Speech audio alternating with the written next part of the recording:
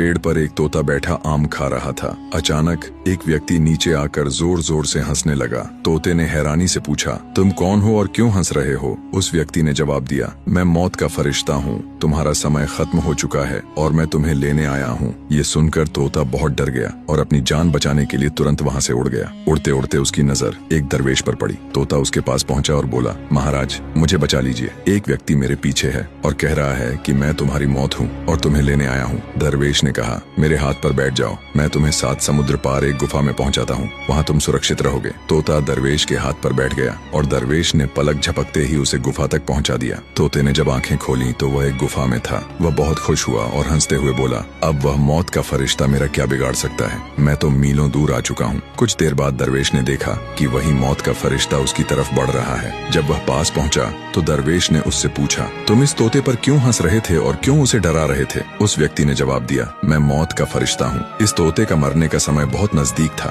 उसकी मौत गुफा में एक बिल्ली के हाथों होनी थी, लेकिन वह अभी पेड़ पर बैठा आम खा रहा था। मैं हंस रहा था कि यह छोटा सा तोता इतने कम समय में 7 समुद्र पार गुफा में कैसे पहुंचेगा। जैसे ही तुमने उसे वहां पहुंचाया और उसका समय खत्म हुआ, एक बिल्ली ने उस पर झपट्टा मारा और उसे वहीं मार दिया। दरवेश यह सुनकर हैरान हुआ और अफसोस से बोला, मैंने तो उसकी मदद करने की कोशिश की मगर अपने ही हाथों उसे मौत तक पहुंचा दिया। वह व्यक्ति मुस्कुराते हुए बोला, जब मौत का समय आता है तो कोई मदद काम नहीं आती, चाहे वह राजा हो या फकीर, कोई भी इससे बच नहीं सकता।